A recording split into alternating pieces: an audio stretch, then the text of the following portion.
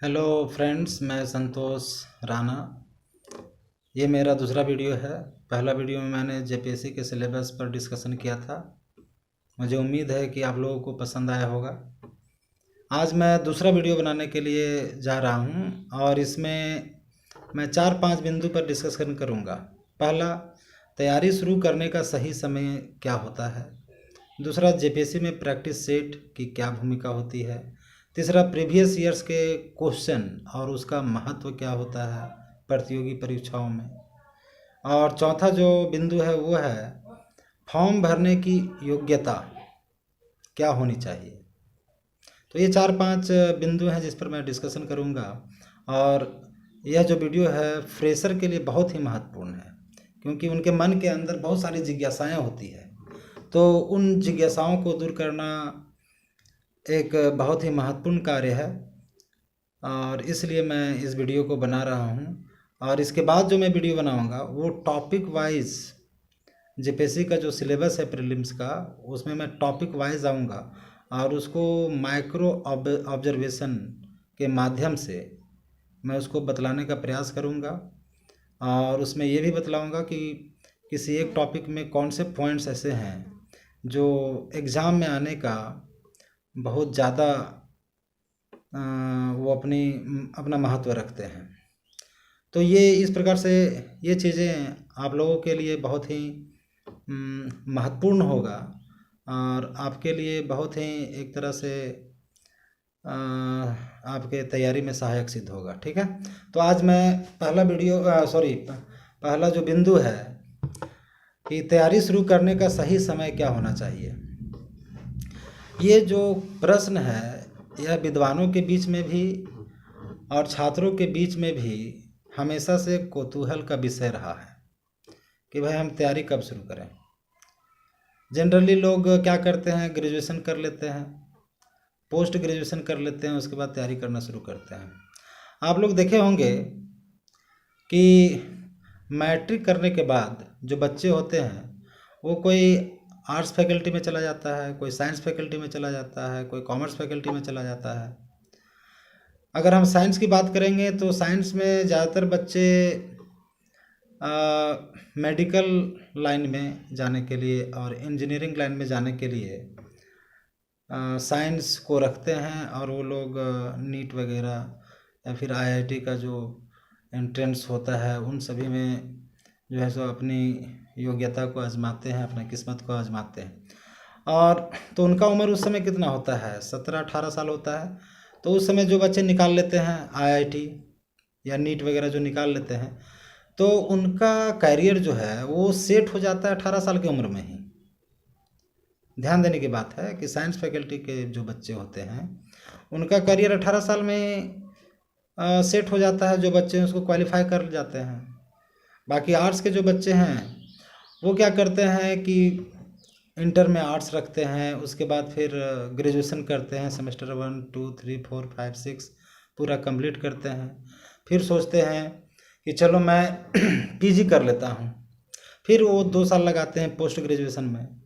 ठीक है, तो पीजी करने के बाद फिर उनको ख्याल आता है कि चलो अब प्रतियोगिता परीक्षा की तैयारी करें। तो इस प्रकार से क्या होता है कि उनका उम्र काफ़ी बढ़ जाता है।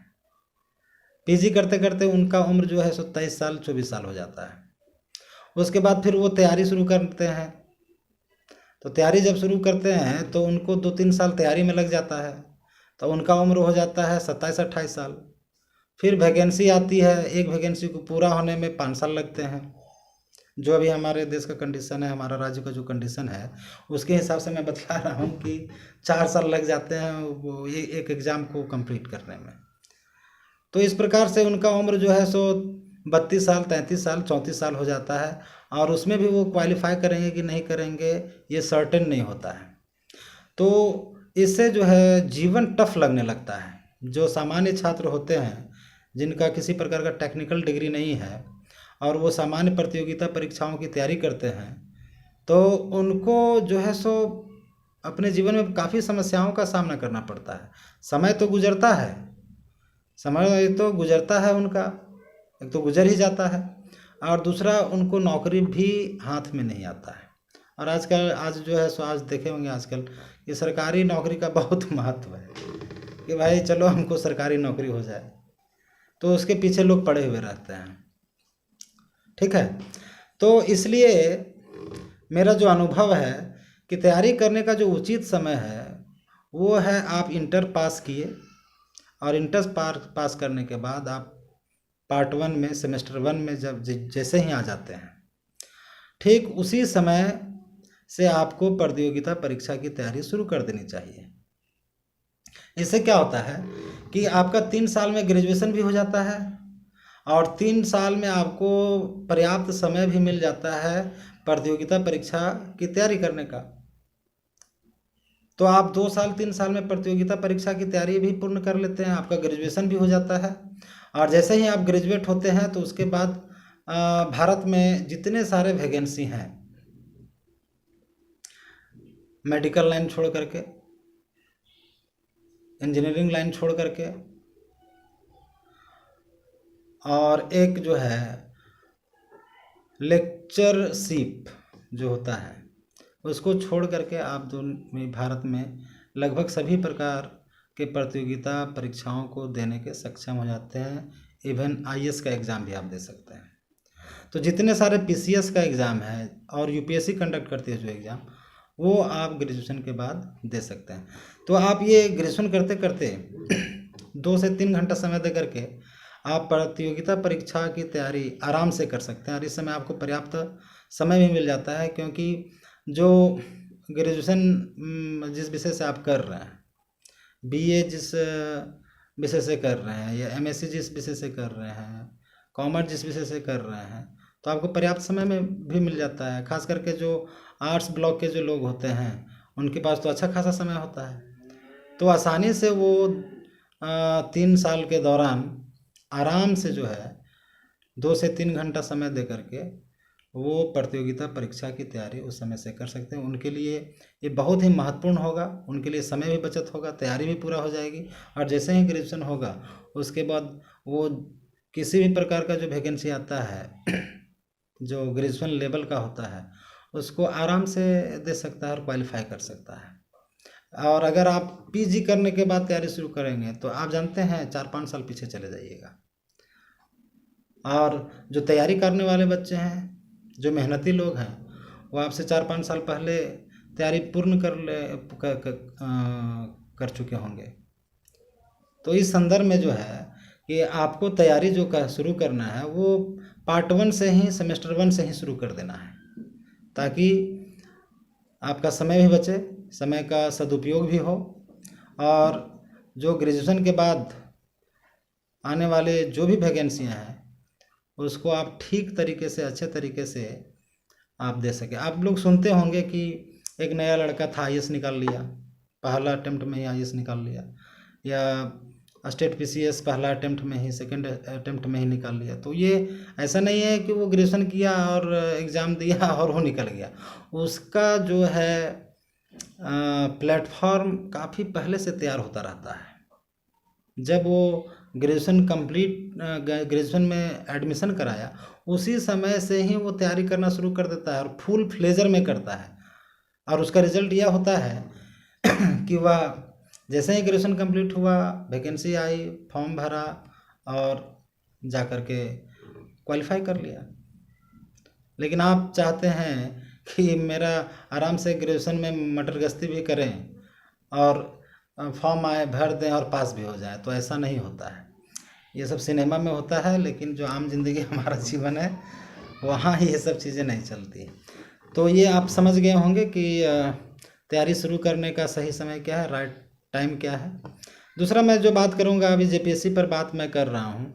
जेपीएससी में प्रैक्टिस सेट की भूमिका देखिए, जब हम किसी भी परीक्षा की तैयारी करते हैं तो मैंने पिछला क्लास में बतलाया था, पिछला वीडियो में बतलाया था कि कोई भी परीक्षा जब होती है तो उसका एक अपना सिलेबस होता है, और मार्केट में आपको बहुत सारे प्रैक्टिस सेट मिलेंगे उस परीक्षा, उस बोर्ड से संबंधित जो भी एग्ज़ाम कंडक्ट होते हैं, तो उनसे संबंधित जो है सो आपको अनेक जो है प्रैक्टिस सेट मिलेंगे मार्केट में। तो उस प्रैक्टिस सेट को आपको करना क्या है, खरीद के घर ले आना है। ठीक है, तो सिलेबस के अनुसार से आप पढ़ेंगे, टॉपिक्स को बुक्स में पढ़ेंगे, या आप कोचिंग संस्थान जाते हैं, किसी कोचिंग से जुड़े हुए हैं, तो आप वो मटेरियल आपके पास होगा, उसका अध्ययन करेंगे। और प्रैक्टिस सेट में क्या करेंगे, प्रैक्टिस सेट का अध्ययन करेंगे और देखेंगे कि आपसे वो उस टॉपिक का कितना क्वेश्चन आपसे सॉल्व हो रहा है। दूसरी बात, प्रैक्टिस सेट आपको जो है सो एक तरह से स्वयं का निरीक्षण करने का, स्वयं को आंकने का मौका देता है। आप अगर टेस्ट किसी कोचिंग संस्थान में जाके दे रहे हैं तो ठीक है, नहीं तो खुद टेस्ट लीजिए, अपना टेस्ट खुद लीजिए। और ये संभव होगा प्रैक्टिस सेट के माध्यम से। आप टॉपिक को पढ़िए और उसके बाद प्रैक्टिस सेट बनाइए, उसमें भी समय, टाइम लिमिटेशन दे दीजिए, इतना समय में हमको इतना 100 क्वेश्चन बनाना है। उसमें आप बना के देखिए कि जब आप टॉपिक पढ़ रहे हैं तो प्रैक्टिस सेट में कितने क्वेश्चन को आप सॉल्व कर रहे हैं। इससे क्या होगा, आपका जो है सो कॉन्फिडेंस लेवल बढ़ेगा और आपको खुद पता चल जाएगा कि एग्ज़ाम में आप क्या करने वाले हैं। इसलिए प्रैक्टिस सेट बहुत ही महत्वपूर्ण है। आप प्रैक्टिस सेट को, टॉपिक पढ़ने के बाद प्रैक्टिस सेट बनाना बहुत ही ज़रूरी है। उसको आप खरीद के लाएंगे और प्रैक्टिस सेट को सॉल्व करेंगे। आपको अगर compete करना है, एग्ज़ाम को सफलता प्राप्त करनी है, तो ये काम तो आपको करना ही है। हर एक सफल व्यक्ति ऐसा काम करता है और आपको भी करना चाहिए। तो ये हो गया। दूसरा है प्रीवियस ईयर्स के क्वेश्चंस और उनका महत्व। आप कोई भी बोर्ड का एग्ज़ाम दे रहे हैं, मान लीजिए आप जेपीएससी का एग्ज़ाम दे रहे हैं, तो पिछला जो भी जेपीएससी हुआ, अभी देखिए अभी 7th जेपीएससी का एग्ज़ाम होने वाला है, तो इसके पहले 6 जेपीएससी हो चुके हैं, उनके क्वेश्चन आए होंगे प्रीलिम्स में, तो उनको आप इकट्ठा करें उस क्वेश्चंस को। प्रैक्टिस से उनका क्वेश्चन बैंक का सेट भी आता है, तो उसको आप खरीद लें। आप देखिए कि उसमें क्वेश्चन पूछने का पैटर्न क्या है और किस टॉपिक से पूछा है और किस प्रकार से क्वेश्चन को अराइज किया है। जब आपको क्वेश्चन पूछने का तरीका, क्वेश्चन पूछने का जो पैटर्न आपको पता चल जाएगा, तो आपको इस एग्ज़ाम को क्रैश करने में बहुत ही लाभदायक, या फिर आप बहुत ज़्यादा लाभान्वित होंगे इससे, है ना। आराम से इजीली आप क्रैश कर सकते हैं प्रीवियस ईयर्स के क्वेश्चन का अध्ययन करके। उससे आपके अंदर एक अंडरस्टैंडिंग आ जाएगा, क्वेश्चन का तरीका आपको पता चलेगा, क्वेश्चन का जो क्वालिटी है, उसका स्टैंडर्ड है, वो मालूम होगा, और आगे आप उसी प्रकार से आप फिर तैयारी उसको करेंगे। और हम लोग तो आपको गाइड करने के लिए हैं ही, तो आप उसको जो है सो पर्च कीजिए, उसका अध्ययन कीजिए। ये बहुत ही महत्वपूर्ण है, खासकर फ्रेशर लोगों के लिए जो कभी कोचिंग नहीं गया है या कोचिंग जाने का इच्छा रखता है, तो उनको ये 2-4 चीज़ें जो है सो बहुत महत्वपूर्ण है कि प्रीवियस ईयर का क्वेश्चन उसके पास होना चाहिए, प्रैक्टिस सेट होना चाहिए, मटेरियल होनी चाहिए। मटेरियल के बारे में मैंने बतलाया था कि कुछ बुक्स हैं, मार्केट में भी आपको उपलब्ध हो जाएंगे, मैं उन बुक्स का नाम भी बतलाऊंगा। और अगर कोचिंग जाते हैं तो कोचिंग में आपको नोट्स भी मिल जाते हैं। तो ये सारी चीज़ें हैं। अब मैं बात करूंगा, चौथा जो पॉइंट है वो फॉर्म भरने की योग्यता के विषय में, कि जब प्रतियोगिता परीक्षाओं से संबंधित फॉर्म अप्लाई करने के लिए छात्रों के बीच उपस्थित होता है, तो उसको कौन से छात्र भर सकते हैं और कौन नहीं भर सकते हैं। मैं जेपीएससी के संदर्भ में बतलाना चाहता हूँ। देखिए, जेपीएससी और साथ ही साथ आप अगर यूपीएससी का एग्ज़ाम को देना चाह रहे हैं, उसको क्रैश करना चाह रहे हैं, तो इसके लिए जो न्यूनतम योग्यता होती है वो साधारण ग्रेजुएशन होता है। ठीक है, या तो आप बीए किए हुए हैं, या बीएससी किए हुए हैं, या फिर एमकॉम किए हुए हैं। ठीक है, तो ये जो ग्रेजुएशन लेवल का जो आपका डिग्री होगा, वही आपका जो है फॉर्म भरने की योग्यता होगा, न्यूनतम योग्यता वही है। ठीक है, तो आप ग्रेजुएट हैं तो आप किसी भी पीसीएस का तैयारी कर सकते हैं, JPSC, BPSC, MPPSC, even UPSC का एग्ज़ाम भी दे सकते हैं, आईएएस बन सकते हैं। ठीक है, इसके अतिरिक्त अधिकतर जो एग्ज़ाम होते हैं, जैसे दारोगा का होता है या सेक्रेटरीट का होता है, और बहुत सारे एसएससी का एग्ज़ाम होता है ग्रेजुएट लेवल का, तो ये सारे एग्ज़ाम्स आप जो हैं ग्रेजुएट होने के बाद दे सकते हैं। और इसमें किसी प्रकार का नहीं है कि आईएएस हमको बनना है या फिर जेपीएस बनना है तो हमको साइंस से होना चाहिए या कॉमर्स से होना चाहिए, ऐसा नहीं है। आर्ट्स में हो, साइंस में हो या कॉमर्स में हो, अगर आप इन विषयों से ग्रेजुएट हैं साधारण, तो आप इस प्रकार के जो फॉर्म आते हैं उसको आप अप्लाई कर सकते हैं। ठीक है, तो आपको मुझे लगता है कि ये जानकारी देने के बाद फ्रेशर लोगों में ये जो जिज्ञासा है वो समाप्त तो हो गया होगा और उन्हें महत्वपूर्ण जानकारियाँ मिली होंगी। आगे का जो वीडियो होगा, अब मैं ये जो दो मैंने बतलाया, एक वीडियो 1 में सिलेबस के विषय में और ये दूसरा जो आज का जो मैंने 4-5 बिंदुओं पर जो मैंने डिस्कशन किया, ये फ्रेशर्स के लिए बहुत ही महत्वपूर्ण है। एक प्रकार से प्लेटफॉर्म का काम करेगा आपके तैयारी के लिए और आपका जो मन में जो क्वेश्चंस हैं, भ्रांतियां हैं, उसको भी दूर करेगा। अगले वीडियो में मैं टॉपिक वाइज जेपीएससी पर डिस्कशन करूंगा और उसमें भी सबसे पहले मैं झारखंड पेपर पे सबसे पहले मैं आऊँगा, क्योंकि झारखंड पेपर में क्या है कि जो 2 पेपर होंगे प्रीलिम्स में 200 नंबर का, 100 नंबर का जनरल स्टडी और 100 नंबर का झारखंड पेपर, तो 100 इक्वल टू 200 क्वेश्चंस होंगे। तो आपको 100 क्वेश्चन जेपीएससी में झारखंड से तो सेकंड पेपर में होंगे ही, साथ ही साथ फर्स्ट पेपर का जो सिलेबस है उसमें भी 10 क्वेश्चन आपको झारखंड से ही पूछेगा। तो इस प्रकार से 200 में से 110 क्वेश्चन आपको झारखंड से पूछ रहा है, इसलिए सबसे पहले मैं झारखंड को बतलाऊँगा, उस पर डिस्कशन करूँगा और उसके बाद जो है मैं जनरल स्टडीज जो पेपर 1 है उस पर मैं डिस्कशन करूँगा। और मुझे विश्वास है कि जो मैं आपको मटेरियल दूंगा या फिर जो फैक्ट्स मैं बतलाऊंगा आप लोगों को, वो आपके तैयारी में मील का पत्थर साबित होगा और आप आसानी से क्रैश कर सकते हैं एग्ज़ाम में और आपके अंदर वो क्षमता है। तो ठीक है, आज इस वीडियो में इतना ही। God bless you. अच्छे से तैयारी कीजिए और हमेशा मेहनत करते रहिए।